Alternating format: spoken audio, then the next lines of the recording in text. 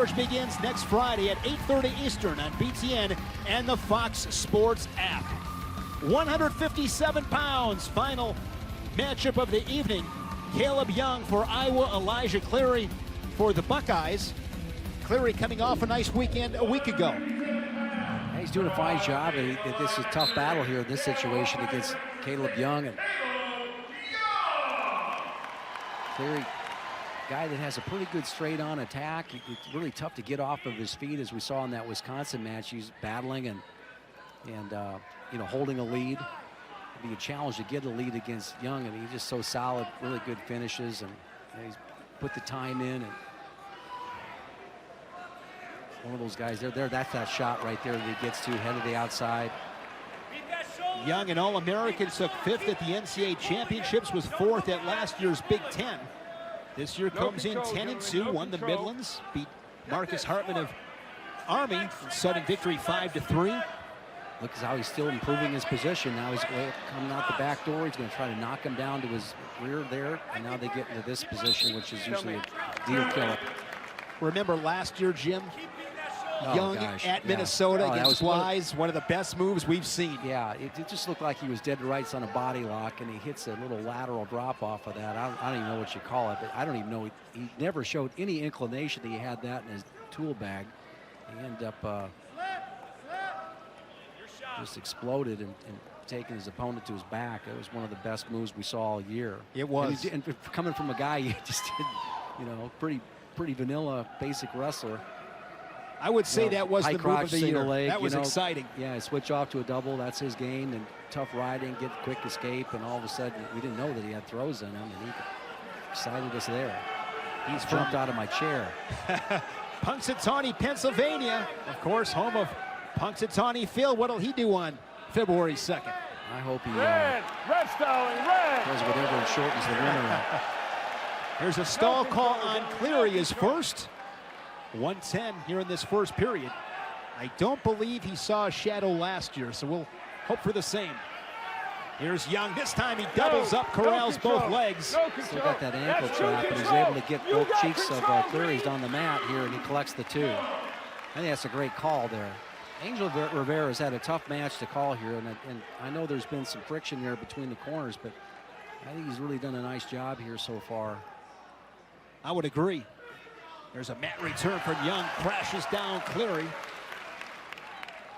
You know, just when he called that, I mean, it was even though he had the ankle hooked, and sometimes you get a little focused on that, but I look at, you know, you got both legs, you got both cheeks on the mat. Control for sure. One, neutral. All right, 25 seconds left. We're 2-1. We'll see if Young. And I'll say this too, that Mike Chase has done a good job too, is that second official, they asked for a little more assertiveness out of that. Good shot there by Young, not able to finish. You know, Cleary can stay in matches just with his balance alone in a short time. No, these times he swept that ankle out, anticipated the ankle grab. Cliff Keen, outstanding wrestler, Sammy Sasso. You come into Carver and you beat the #1 ranked guy in the country, and you're a freshman, he's a senior. I don't care how it's done, that's a pretty impressive performance. We could have given it to Mirren or Warner or Heinzelman, but they didn't show up.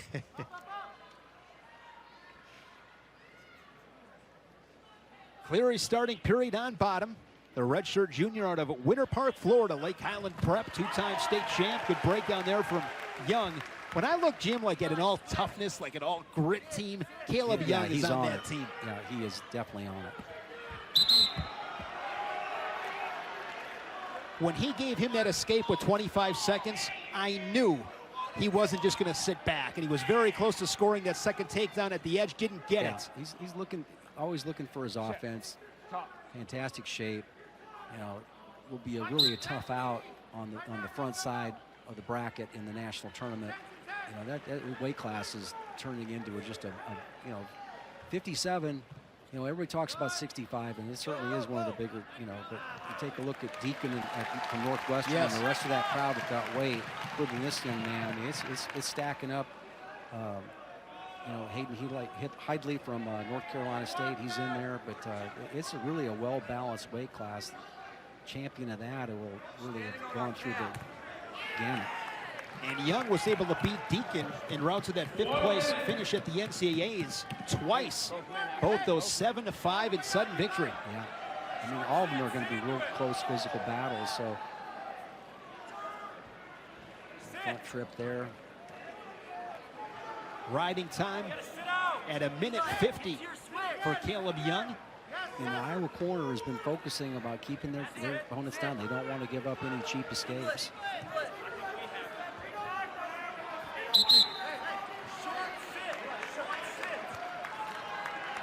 Yep. Every call, every break, they're telling their guys to keep them down. And you know, I like that because it's just a championship style of wrestling. Keep staying in, you know, staying in the top position. And ending periods in the top position is really critical. Not letting guys back into it. Make them earn those escapes. Tom Brands in the corner for Iowa. Tom Ryan for Ohio State, of course. Next Friday night, Cale Sanderson brings his Nittany Lions to Iowa City. We got a little a stage show ahead of that thing. That's going to be a little fun, a little bit more fun to do that, get everybody's opinions on what's going on, and stay tuned. Kaleb Young rides Cleary the 2nd period.